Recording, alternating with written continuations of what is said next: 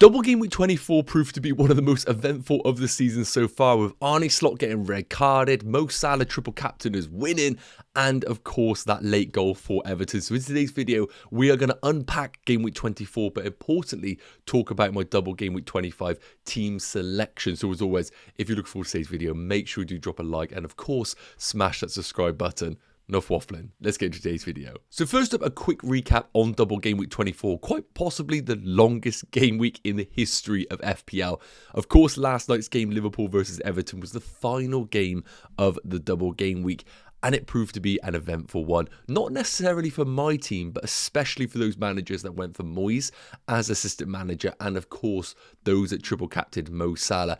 Outside of that, it probably was quite a disappointing night for your FPL assets. So let's quickly take a look at my team. 121 points. Any other game week, that would be an incredible green arrow. But lo and behold, it was a red arrow. Almost a grey arrow. I think I went from about 200k to 209k. So it isn't the end of the world. However, if I'm going to have triple Everton, double Liverpool, and Arne Slot on top of that, I would be expecting a bit more from my double game weekers. But lo and behold, it was quite a terrible one on that final game of the game week for me. 10 points for Pickford, picked up 9 of those in the first game against Leicester. Mykolenko and Trent both with the 7-pointers, and Gabriel with the 2-pointer. Again, I would have liked so much more from Trent. Him coming on as a substitute later on in the game does bode a little bit better for the game against Wolves, but we will unpack that later on in this video. In terms of the midfielders, just disappointment. Semenyo with the 2-pointer, Gordon with the 1-pointer, Palmer with the 6-pointer, and then of course, again, any other game week, a 58-point captaincy haul is the best around. But unfortunately, a lot of managers triple captained Mo Salah, and if you were in the same position as myself, actually, those Mo Salah points negatively impacted your overall rank. In terms of the front three, again, just pain. Vissa and Isak with the 2-pointers. Ndiaye going off with an injury after about 15 minutes was not ideal at all, especially when the alternative Beto delivered once again. So that was not ideal with the 9-pointer. And of course, Arne Slot was on course to have a fantastic game week, but that late goal by Tarkowski basically got rid of the win points and obviously one of those points as well against him. So all in all, 121 points is actually a red arrow.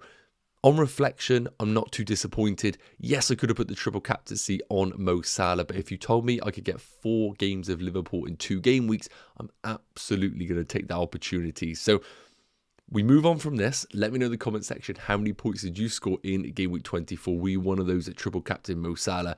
We now got to look ahead to game week 25. So I think it's important just to cover off some game week 25 hot topics that a lot of people have been asking me. I'm sure there is going to be so many others that I won't be able to cover in this section or by the end of the video. So if I do miss it, please do put it in the comment section. I'll be sure to get to it. But I want to cover off a few here. So first and foremost, if you missed it, Arne Slot ended up getting a red card after the full-time whistle. It just looked like an aggressive handshake, but no, he got red carded for that, and everybody is panicking right now. So everybody's asking, what happens with the red card? Does that have negative points on Arne Slot? The answer is going to be no. No points are deducted for red cards for managers, but on reflection, that might have been an interesting rule that FPL should have considered. Obviously, it would have been so bad for those that went for Arne Slot manager, including myself, but it also would have been pretty entertaining. The other thing that people are worried about, of course, is now Arne Slot is likely going to have a touchline ban for game week 25, which is going to be a double. Is that going to impact his points? The answer is no. The way you got to treat it is the manager that you're buying is effectively the team, not necessarily Arne Slot.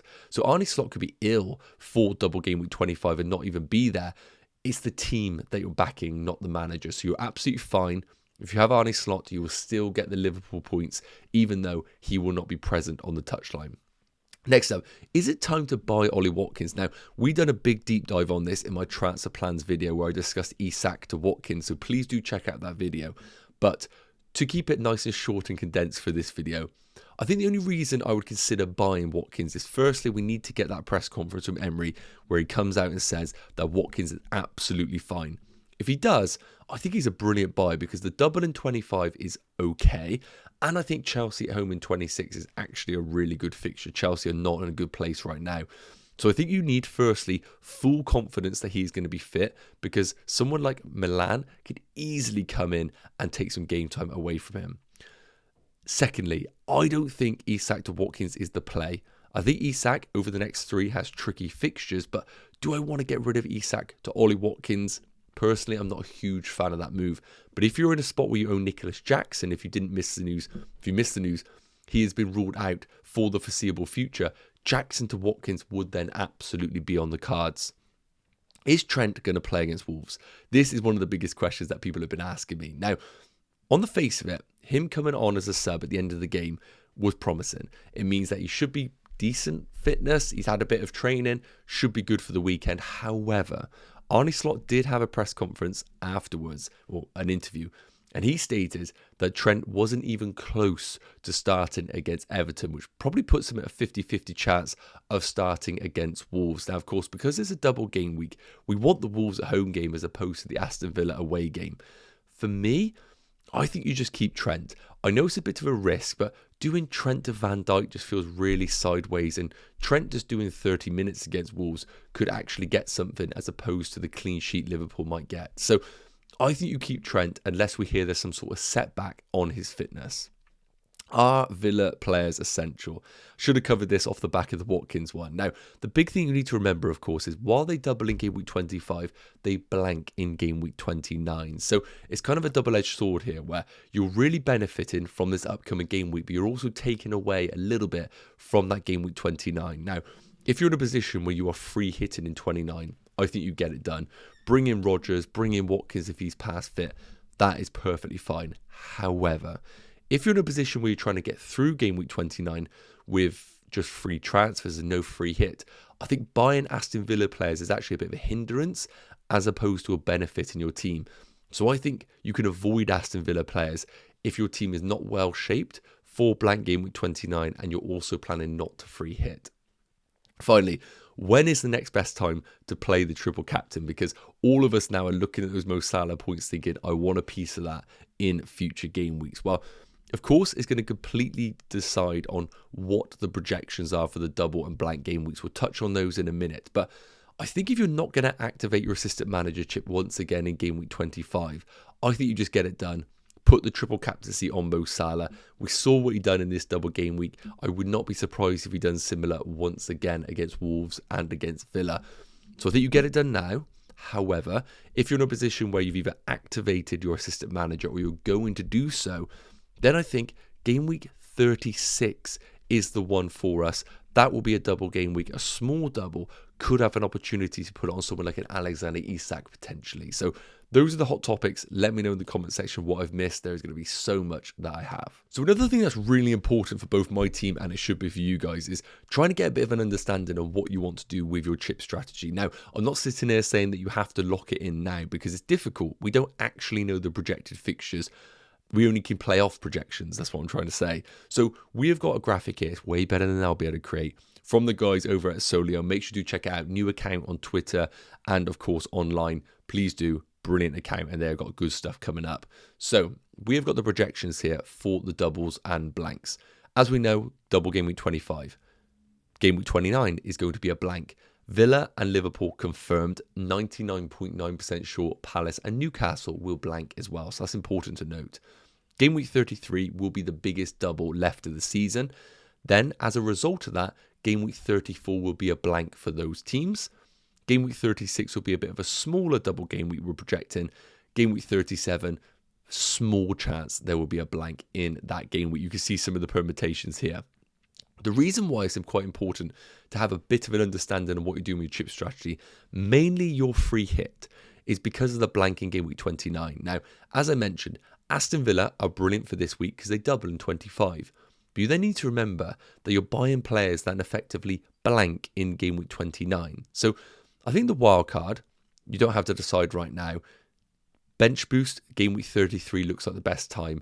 And if you have a triple captain available, but your assistant manager is active, then I think 36 is your triple captain. So if we've got a general consensus of triple captain 36, bench boost 33, and then of course a wild card around game weeks 31 or 32 to prepare for the bench boost. The only real decision left for my team, and maybe for you guys, is where to use this free hit.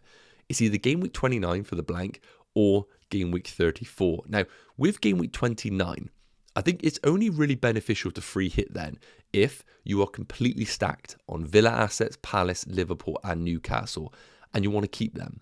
I think Villa are one of those teams that you don't really need to keep before or after, but I think someone like a Palace and even someone like a Newcastle are players that you want to keep beyond the blank game week 29. Hence why the free hit is quite powerful in that week. However, take a look at blank game week 34. If you're going to steam in on Aston Villa players for the double in 33, let's say you triple up, you're then going to have 3 players that blank in game week 34. Not ideal. Let's take a look at another example here. We've got someone like Man City. If you pile in on Man City options for double game week 33, again, these are only projections, and then you're going to have 3 players that blank in game week 34. I think there is going to be problems that are created with this big double game week 33. I think the free hit in 34 is the best time to do so. If you can ride through game week 29 with 11 players, I think that is the best route to do so. And if you're going down that option, the players you need to buy now are going to be from Bournemouth, are going to be from Brentford, those sort of teams that have great fixtures in the meantime and also feature in game week 29. As of right now, my chip strategy, even though I have Palace players, Newcastle and Liverpool, is to try and keep my free hit in the back pocket and get through game week 29 with just free transfers available. That is the route that I'm thinking. So finally, before getting into my game week 25 team selection, I just want to quickly cover off Rob T FPL's graphic here. Shout out to him. Make sure you do follow over on Twitter and on Blue Sky. These are the projected goals and clean sheet odds, basically based on the SpreadX market, bookies market. And I always like to look at this as a bit of a third kind of opinion on the situation. I got my own opinions, I got the stats, now we got the projected goals and clean sheets. And I just want to quickly cover off a few teams here because I think they are relevant to our transfer plans. So firstly, Aston Villa, we can see 2.25 projected goals against Ipswich. That looks great. Yes, the clean sheet odds are good. Do not be touching Aston Villa defenders or goalkeeper. I just do not think it is worth it. And of course, we've got Aston Villa here at 1.28 projected goals. So the Ipswich game is the money fixture, and we've touched on the pros and cons of Aston Villa in general. If you don't have Aston Villa, like myself right now, that Ipswich game is key. Morgan Rogers, if he delivers, is going to really punish you in terms of rank. So the numbers back it. If you want to get an Aston Villa player in, it looks great, in particular for the Ipswich game. Would I be surprised if they nicked a goal or two against Liverpool after what we saw against Everton? Probably not. I probably wouldn't be. So this is just your confirmation. Villa are good buys this week as long as you can navigate blank game week 29. Don't touch their defenders though. Now the one I like look of is Arsenal, but after the news of Havertz being out alongside Saka and Martinelli, it's just tough to buy Arsenal right now. They actually do cover a bit of ground. Leicester, you get the game in game week 29 against Chelsea, which I don't think is terrible. But who do you buy? Now, if you want to go for Ethan Enquiries, then I don't mind it at 4.5 million, but there's no guarantee he absolutely starts. Trossard could be a nice differential, but if you have your Arsenal defenders, you of course play them. Big ones here. Liverpool, massive. Captaincy on Mo Salah just absolutely locked in at 2.9 projected goals and 1.9 projected goals against Villa. Don't really know what else I need to say here. If you have your Liverpool, you keep them. If you have Trent, I think you keep unless we get news that he's ruled out. And if you have Arne Slot, you keep it on Arne Slot. I don't think there's any need to move away. The thing I didn't touch on, of course, is Unai Emery. I think with assistant manager, he is a good pick for your teams. You could chase the upside in this one, and I think there is a table bonus potential here that could come in clutch. Finally, last game I want to touch on, Bournemouth. A lot of people buying Bournemouth right now, because also myself. 2.25 projected goals is fantastic, and the fixtures long-term are really, really good. I can't put off anybody going Bournemouth, to be honest with you. I think the double up in midfield is also a viable strategy, and this kind of backs it here. Outside of that, not much else to touch on. I think it all speaks for itself.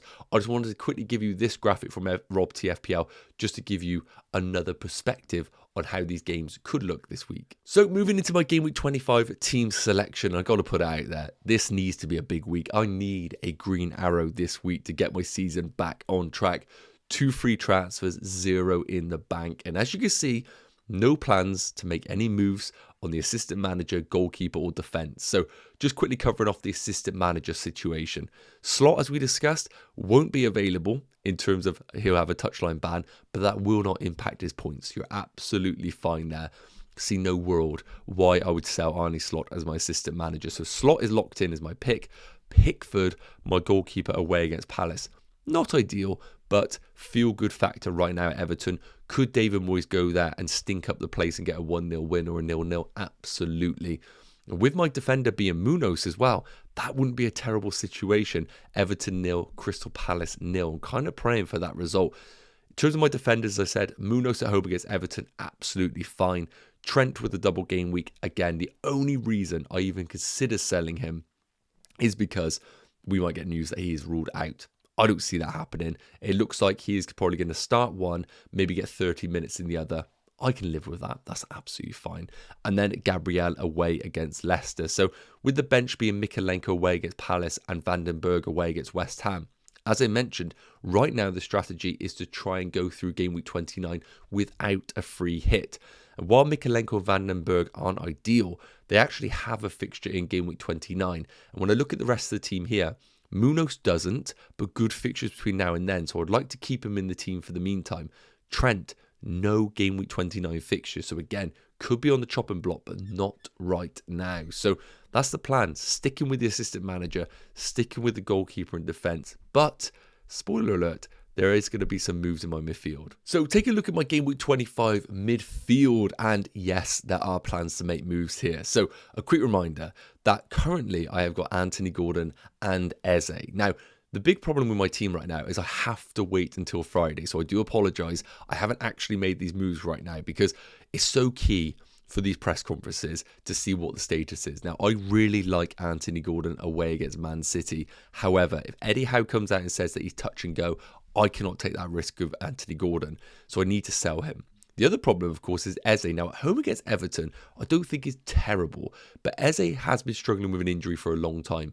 He came back as a sub against Man United, weirdly, after Glasner ruled him out, but he is now a doubt for the weekend. He wasn't part of the FA Cup team.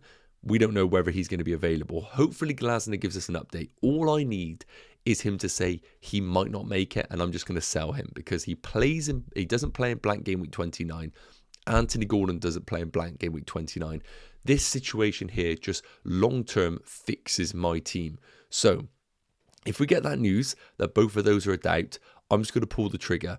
Gordon to Kluivert. Now, yes, it will be a second Bournemouth midfielder, but as I discussed, Bournemouth are fantastic basically between now and game week 30, especially if you are looking to not free hit in game week 29. So I feel absolutely fine with buying Kluivert. The thing that we need to remember, of course, is his wife is pregnant and due. Could that impact him? Maybe. So we do need to keep tabs on that. Otherwise, I will happily go to Utara. I think he's absolutely fine as a forward in this Bournemouth team, but I always want to try and get the penalty taker. So Kluivert would come in for Gordon, and that would free up the funds for me to actually upgrade Eze to Mbeumo. Now, I'm going to put it out there.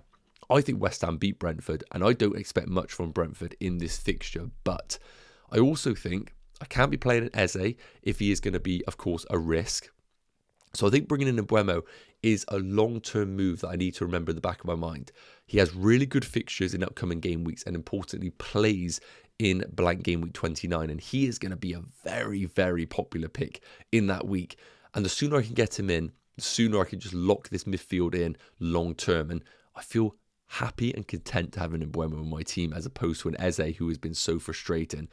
Palmer, Semenyo and Salah make up the rest of the midfield. Now, as I've discussed, the plan is not to bring in Morgan Rogers.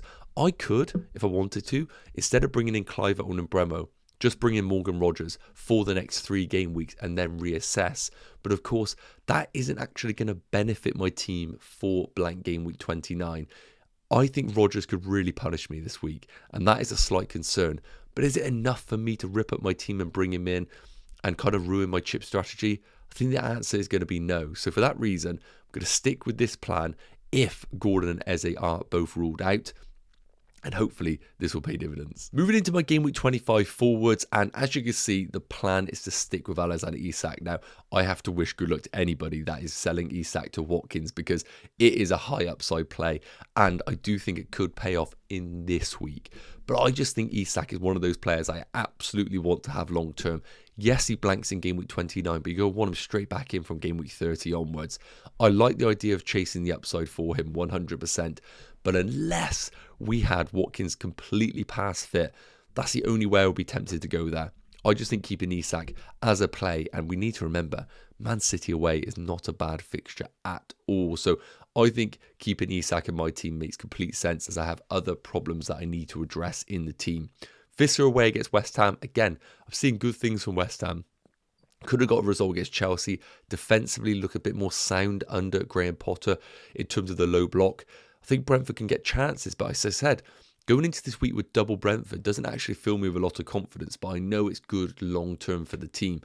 On the bench, Ndiaye obviously picked up that injury against Liverpool. A little bit disappointing, but not worried because he will come straight back into that Everton team, I think, as soon as he is available. Hopefully it isn't a long-term injury. Otherwise, I might have to look to sell him in order to make sure I have a player that can play in game week 29. So that's the team. Finally, we're going to talk on captaincy, and to be honest with you, that could be very, very quick discussion. So my game week 25 captain, you'll be surprised to know, is going to be Mo Salah. There is just no debate here whatsoever. Is that double game week? He delivered a monster haul for those in game week 24. It could happen again.